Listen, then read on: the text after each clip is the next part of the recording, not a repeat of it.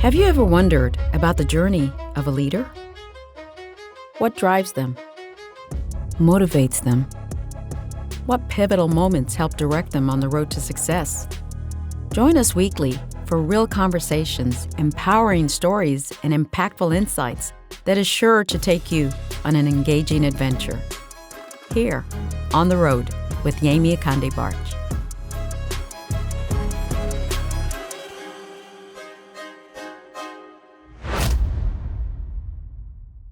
Today's podcast is brought to you by Jim Butler Auto Group, your local automotive powerhouse. Today, we're hitting the road with Bill DeWitt III, president of St. Louis Cardinals. We're talking about the intersection of leadership, art, and purpose. So buckle up. It's time for an inspiring ride. Well, let's dive in. This is On the Road with Yemi Akande-Bartsch. And I am really thrilled to talk to my guest today as we drive around town. Some of you may know him. Actually, all of you know him. I like to think of him as the genius behind the innovation of this baseball team that we love. And joining me today is Bill DeWitt III. He is president of St. Louis Cardinals. And we're going to take a drive around town. We're going to talk about leadership. We're going to talk about purpose. We're going to talk about community. And we're probably going to talk about art, which is a fascinating thing that I learned about Bill. And I see that your artwork is just flying off the walls in terms of the sales. But let's dive in. Welcome to my show. I'm glad you could join me. Thanks for having me. It's fun to be here. Yes. So let's start with your art. Where did that come from? Sure. Well, I was always kind of into it in school. You know, I would take art classes and drawing and painting and stuff in high school. But I knew that wasn't my first thing I wanted to do. Okay. I kind of viewed it as something that I always just had an interest in, and it would be an enhancer. And, you know, my career developed and I ended up, going to grad school and then did some things and then came to St. Louis with the Cardinals. And it kind of just got put on the back burner. But as my kids got older and I started thinking about, just what it meant to me back in the day, I said, well, maybe I should dip my toe back in this. Okay. And so I started experimenting with it, and it just kind of snowballed from there, and it started to become something that I really like to spend free time doing. That is a big snowball, by the way, because I'm looking at the way in which you use paint, the way in which you use acrylic, and then the monochromatic just style and coloring that you use on that.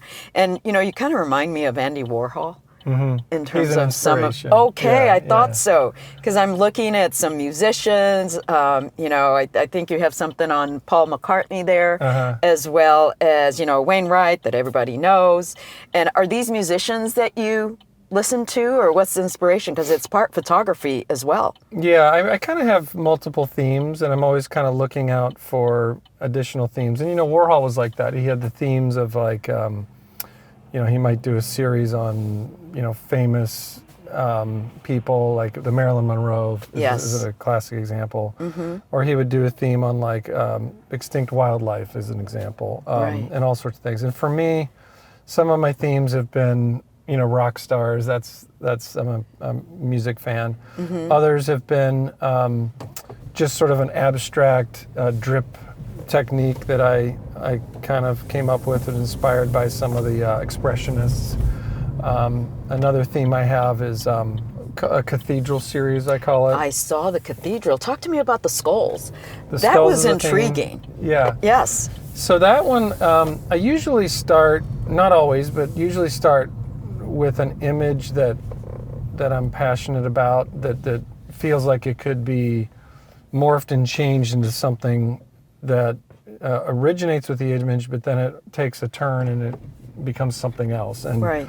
So like with the skulls, it did start as an image that I just grabbed. It was a screen grab from the internet. Mm-hmm. And, the skulls are a fairly common modern art theme. In fact, it goes back probably even before Warhol, but he did them, and so did a bunch of other modern artists. But my take on it was just this this picture that was kind of a haunting grouping of skulls from, I think it was actually one of the Pol Pot Vietnamese or Cambodian massacres. Yeah. But that isn't what I was trying to be political about. It was just more, there was a pattern to it that intrigued me. Gotcha. And so the pattern is what allowed me to kind of get it printed out and manipulating with the light and the shadow of it. Mm-hmm. And I think for that one in particular, what I learned is that when you have even a haunting image like a skull, as long as there's like a color to it and a pattern to it, sometimes you can forget the grisly features of it. That's true. And it just becomes almost like a decoration. And so the interplay between the gravity of it and then the just sort of the pattern of it, it makes you think a little bit about what is art doing as you're observing it. That's so true, because I remember the skulls and the blue one. And, it seemed so inviting. And I said, you know what? I know exactly where that would go in my house. And, but you're looking at skulls, but you don't feel what often comes with skulls to it. Yeah. And, I said, wow, that is pure talent. Who knew? And then, you talk about Andy Warhol, who's sort of inspired you. And I think about your work today in the present that most of us know, and it's around baseball. Who are your mentors in that arena with the work that you do? Well, I have to credit my father first and foremost. He got us all into this, and he just has this passion for the sport that I think you have to have if you're going to be in sports. Sure. It just helps, right? Because once the novelty wears off, it can be long hours and a lot of work. But True. If you have the passion for the sport, it always renews. You always have a new season to look forward to, and I think that's what makes it such an attractive thing to do. Right. So he's been a mentor.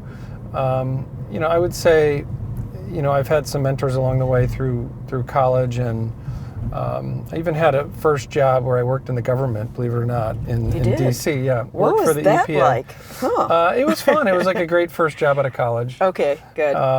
And I did like some briefing books and speech writing for the head of the EPA. Oh, wow. And he was a mentor. Bill Riley was his name, and just the way he carried himself, the way he managed a room or a meeting, little details like that. I was noticing, and I kind of thought, someday that'd be a good way to do that if I was in a position like that. You do it very well. I've been in a couple of meetings with you, and I noticed the precision that you come in with, and you are a numbers kind of guy too. And, because I've seen you rattle off numbers, and I was like, wow, okay, he did his homework.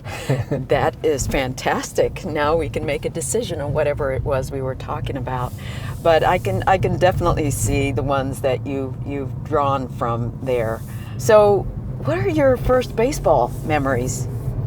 Well, because I grew up in Cincinnati, the team that was there was the Big Red Machine in the 70s. Yes. And so I have wonderful baseball memories of going to those games in the early 70s, and I would have been, 7, 8, 9 years old when that team was making a crazy run with, Pete Rose and Johnny Bench. I remember. Yeah. Joe Morgan. And so I remember getting pulled out of school to go to a World Series game, a day game. That was definitely worth it. Yes. Yeah, and that was very special because, and now you look back on that nostalgically because, all the games are at night now, and that's true. We watch them on TV, but that was a memory of like when you get a knock on the door of your classroom and somebody looks at you and says, hey, come with me. You're right. You're like, am I in trouble? No. That's the first thing that comes up. And then your parents are in the principal's office. We're going to the ball game today. And you just, that was like, I'll never forget that. Of course. Oh, wow. That's excellent.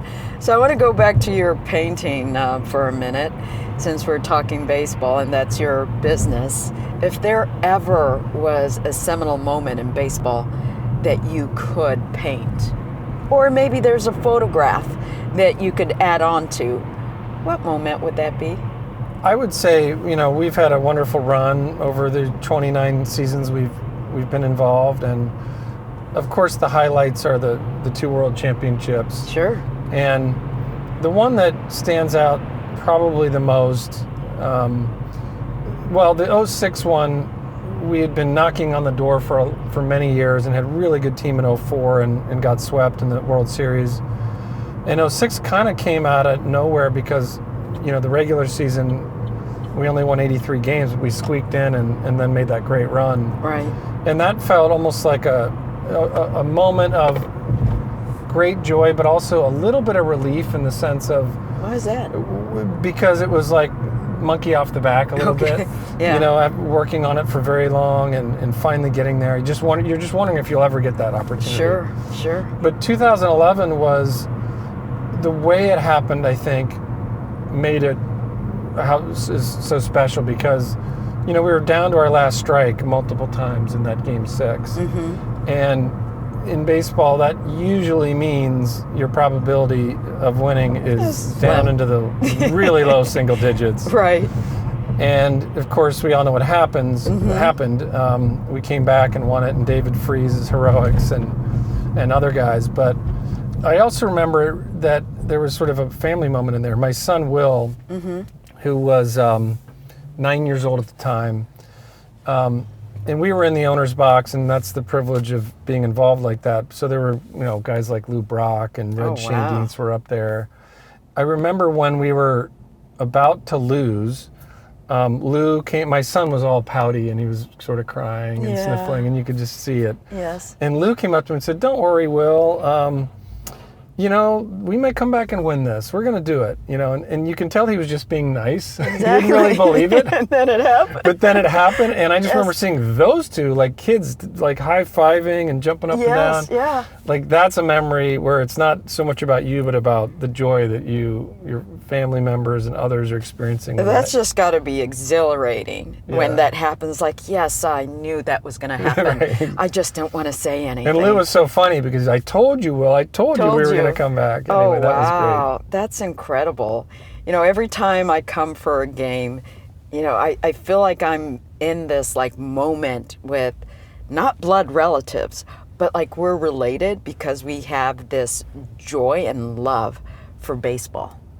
And, I can imagine what it must feel like for you when you go into work. What does Baseball Nation moment feel like for you? Yeah, I would say for games, it is a bit of a challenge to try to get out of just like your game day grind when you're working there, like, making sure the beer's cold and the game starts on time, right? Right. Mm-hmm. But when you kind of get beyond that and you just sort of try to observe as much as possible what's going on, you do definitely appreciate that baseball's really a communal event for this city and the region. And, we throw all of our divisions to the side. Everybody's rooting for the same thing. Mm-hmm. And even if you have visitors from the other city, I think what's great about St. Louis is there isn't like, any sort of animosity there. Our fans are great. They cheer for a great play by the other team a little bit, not as much as if the Cardinal had done it, but there's just that understanding that other people are there to enjoy the game too. They might have traveled in, so it just feels like a healthy way for community to occur on a regular basis, right? In a time when a lot of things can be very divisive. That's true. Every time I go out of town, I wear my Cardinals t-shirt, and it's my calling card. People will walk up to me just to strike up a conversation, or they'll tell me of their fondest memory of when they visited here. Mm-hmm. And so yes, it's kind of a calling card to invite people. And you're right. In times of divisiveness, sports is really one way to bring people together. Yeah, for sure. So kudos to you for doing that. I'm curious, what would you say are some of the defining moments of your leadership journey? Well, I'd say when I first got to the Cardinals, I jumped into some projects that were more kind of just based on getting stuff done. You Right. know, it wasn't super collaborative per se. And then I kind of realized that if I was going to get things done quicker and bigger things that got put on my plate, like for example, we built that stadium down in Jupiter, Florida, Yes. the spring training site, Right. and we were moving across the state, so it was a project from scratch. You know, it just required a ton of collaboration. I mean, I didn't know the first thing about, you know, how big a clubhouse should be for a spring training building. Right. You know, so you work with the clubhouse folks and everybody in the organization. It's a great way to learn the organization because you're creating a space that everybody's going to use. And so I think I became very appreciative of the tenure that a lot of people in the Cardinals organization have and the experience. And so I've just always relied on that for any big decision with the Cardinals, because there's this wisdom that comes with experience, and Absolutely. particularly with a business that has a defined cycle to it and a regularity to it. I mean, some businesses morph and change over the years. Right. Well, baseball is always going to be baseball. So a season will rhyme with the previous season, but it won't be the exact same. And I think the experience of people that we work with really comes into play as a new season unfolds. It's valuable. You know, part of what you're talking about that I'm hearing is along the lines of baseball and tradition. And in an ever-changing world where you have innovation, how do you blend the two, tradition with innovation, in a way that keeps people like excited and interested in coming back? Yeah, that's a good question, because baseball is probably the most history-laden of all the big sports in the U.S. And you know, we've struggled, I think, as a sport to figure out how to grow and change with the times, but also still adhere to the traditions. And I'll give you one example of how I think they've done a really good job, which is the pitch clock. It got to where the rules hadn't changed, but the game was changing. And Right. so every team was acting a little different with the analytics revolution and things like that. And one of the things that was happening is players were taking more time either pitching or hitting, and it just bogged the game down. And so the pitch clock was a way to get the pace of the game back to the way it used to be, and when people fell in love with the game. So that was one good example of blending something new with the old. Yeah. In the front office, we have the same issues. I think we default to just what we've always done. I mean, that can be a natural instinct. Right. But you also want to bring technology into play, particularly as it might relate to, for example, fan interaction or stadium entertainment. Right. And so, I like the theme nights when you do the theme nights. Those yeah, are that's an really example exciting. of something that's only been around for about 5 or 6 years, where you might take a group like, let's say, Grateful Dead fans, and there's just this passionate following subgroup, and so we created Grateful Dead night, or a Star Wars night, or whatever it might the be. Star Wars is big. That's a big one. Yes. And have a band out there, and in the Star Wars case, it's the characters are roaming the concourses and That's stuff. always fun. And then we change the graphics on the screen. So we just kind of have fun with nights like that. But those are all technology-enabled promotions. And then, you know, just something like as simple as figuring out who your fans are. True. So that you can customize things for them. If somebody has bought 2 or 3 tickets last year, well, maybe they can, for the same price, do a 5-pack and come to more games. And that's something that, you know, you need to touch on technology to figure out these patterns in the data. How is AI creeping into your business? Or Yeah, is I it would not say, quite? well, it's I would say it's still very early in baseball. Okay. We're using it a little bit with some of the stuff I was talking about, where we're trying to figure out customer information a little bit better by using AI. You know, it can sift through a lot of data and come to conclusions quickly. True. On the actual baseball side, they're talking about using it to kind of you know, help with like strategy, player sort of evaluation. But it's still really early, because I think it's not totally obvious right away as to how, you know, AI, for example, large language models or whatever, Right. would be able to help in baseball operations or something like that. So I would say early days. You never know. I'm sure after someone hears this interview, they're going to be right on it. Digging in, I'm and sure. then they're going to give you a call. Yeah. This show is brought to you by Jim Butler Auto Group, your local automotive powerhouse. So you've had an incredible leadership, journey, and I'm curious, if you could look back now and say, okay, what is one advice that someone gave me that I am glad that I did nothing about? Gosh, that's a good one. Or maybe it could be something that someone advised you to do, and you said, you know what, I'm really glad I did that as well. Yeah, I would say usually when I've had advice that I haven't taken, it's usually around somebody saying you've got to, win the negotiation, or it's got to be this way or the highway, and I don't like doing it that way. Okay. Whether it's with a corporate sponsor or a player or or somebody that might be, like we have union negotiations as an example. Oh, those are fun, with our aren't they? ushers and our electricians and Wow. a bunch of others. So there's always a negotiation to be had when you're running a pretty large business. Right.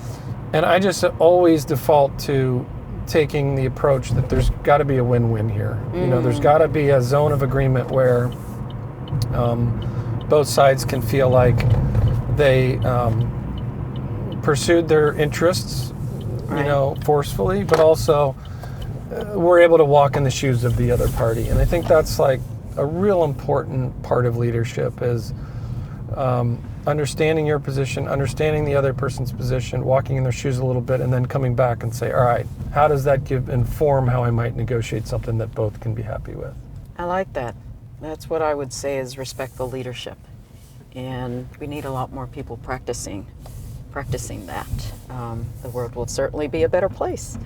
If you could pick either a living baseball player and one who has passed for you to have dinner with, who would those two be? Or we can expand it to even leadership. Mm-hmm. Well, I would love to sit down and have a beer with Babe Ruth. Of course. What would you talk to him about? I'm curious. Well, I just think like what he experienced in the sort of pre-golden age of baseball would have been super interesting to get information about. Like,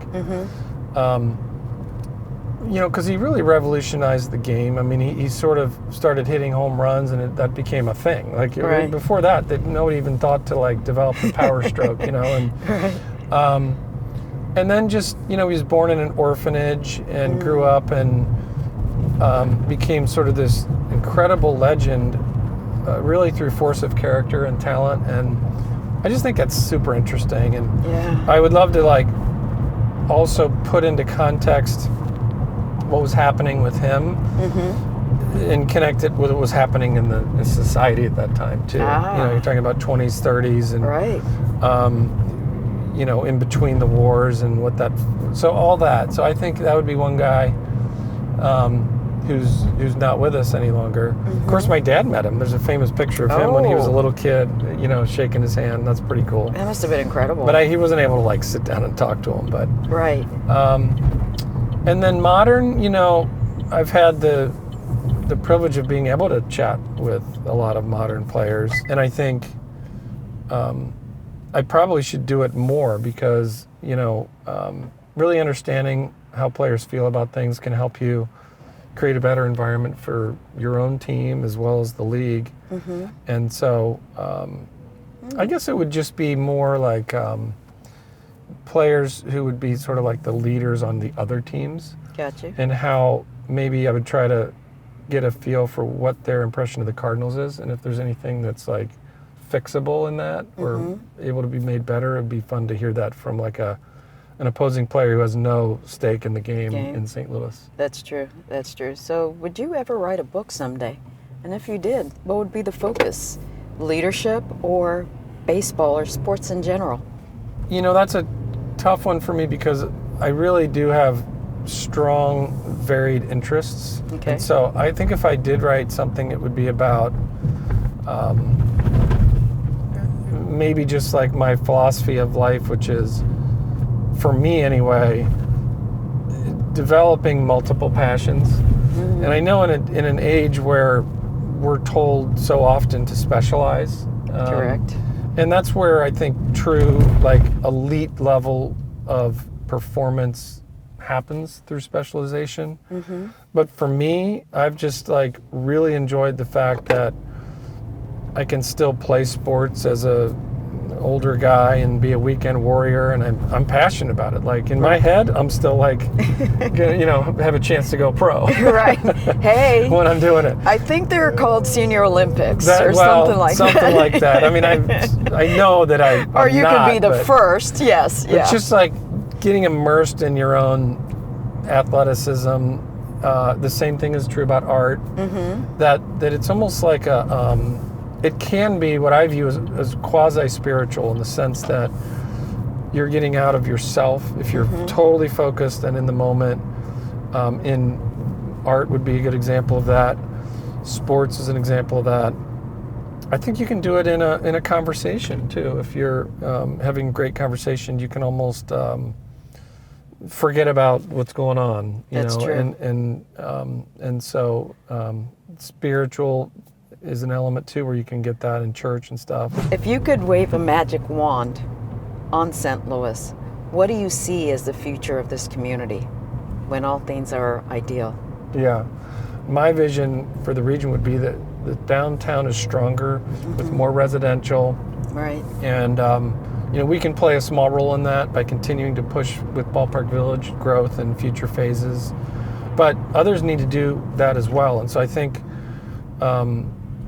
creating an environment for additional investment and really, I think, promoting it with mm-hmm. all of our events. Another thing we talked about with the other teams was, how do we attract more activity and more events?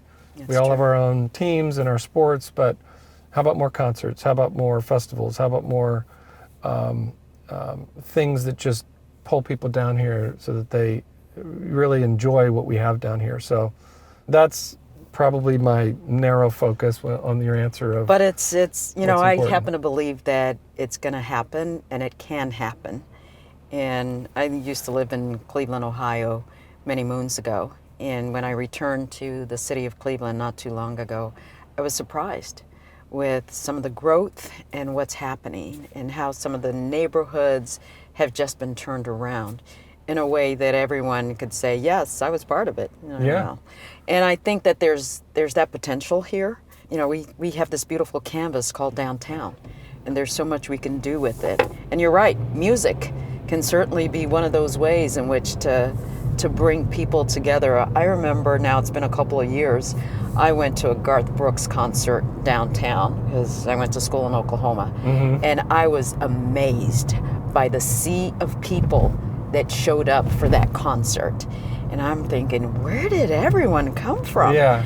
And, I think a majority of them were from here. And I said, okay, we need to figure out how to do this in a way that's consistent and in a way that draws more people to downtown, because it really is the heart. Yeah, and I think there's a couple ways to think about it that maybe people don't always view it this way, which is, we're at the center of a large geographic area where we're the big city still. Mm-hmm. And, when we have summer weekend games at Busch Stadium, a big chunk of our crowd is coming from, 50 to 100, 200, 300 miles out. Really? And I think St. Louisans don't think of their city as a tourist city, but it is one. It is. And so not only does downtown need more tourism and to support and service those who are coming in town for these events, but it also needs people in our region who have kind of migrated to the suburbs or whatever to rediscover what's down here and to come to the games and to do the events and realize that unless they come downtown, we're not going to reach our real full potential. That's true. I'm hoping that by this show, it'll be a campaign to get more people to come downtown, because we're looking at the arch on this drive, and it is beautiful. I'll never forget about 12 and a half years ago when my husband and I drove into town. It was about 5:30 a.m. and the arch was one of the first things that we saw, and our heart just burst. Yeah. We were like, oh my God, we're in a city that has such a unique feature that everyone recognizes. And I still have that picture. I'll probably draw it out just to look at it and be reminded of just that happiness and joy. It's a wonderful symbol, and it's, I think sometimes you look at it and you just forget it's there. It just is, you know, but yes, we definitely need to appreciate what we do have that's great. And I think that's a part of turning things around too. Absolutely. So I am going to dive into my rapid questions for you. Okay. You ready? I'm Okay. ready. So what is one word to describe that you would use to describe leadership? One word. I would say patience. I like. Why patience? Because you have a lot that comes at you, and I think sometimes you can get frustrated with the minutia of it, and sometimes, like, you know, there can be politics and other things that occur within an organization. I mean, and as a leader, you just have to be patient. Just sort of let it come to you, and I think just knee-jerk reacting to issues and conflicts is not a great way to be. You'd like for your staff to serve up kind of solutions to problems, right, for the most part. But when there just isn't a solution and it requires, you know, kind of like something to really mull over, I think it requires patience. I like that a lot. Dream destination. What's a dream destination for you? Road trip, or like I can fly anywhere? You can fly anywhere. Gosh, it's February and it's cold. I'm thinking the Maldives. That is a good one. You know those wood huts on the stilts? Oh, like, yes. I see those on Instagram and I'm like, I gotta go there at one of these points, and I just don't know when. It's a long flight. But. Oh, yes, it is. I agree definitely on those ones. You know, maybe when my daughter is a little bit more grown up and won't think that she's going to dive in. Yes, so favorite songs. You mentioned that music is an inspiration for you. Are there any favorite artists that you have that you listen to their songs often? I would say my go-tos, I like to experiment in all sorts of genres and different musicians and things, but I would say Van Morrison, Bruce Springsteen, Grateful Dead, and just like classic rock, but singer-songwriters, Gotcha. you know, I think are appealing to me. And, you know, going deep tracks on things like Neil Young or, you know. Those are good. Yeah, those kinds of guys. Those are good. I've had fun with that. So as we're rolling back into Ballpark, I want to ask you, what is next on the horizon? What does the future hold? Yeah, for me, it would probably be another phase of Ballpark Village. You know, we've done great with our residential tower, and you've talked a lot about downtown and some of the issues, but you know, we're pretty full. I mean, it's basically, you know, fully leased up, which is incredible. And I think it just shows you if you build the right kind of product, people will come. People are hungry for an urban environment. And so I would say maybe another tower at some point when we can kind of get, you know, financing and economics figured out. And then I'd love to recruit an office tenant to build a world headquarters down by us. We have the spot to do it. We could deliver it. And, you know, we just need someone to sort of make that bet, you know, take that chance with us. Because we're not going anywhere. You know, last I checked, we can't put Busch Stadium on a flatbed truck and move it anywhere else. So we're here, and we're going to continue to invest in downtown. So I would say successfully continue to grow the physical campus of Busch Stadium and Ballpark Village.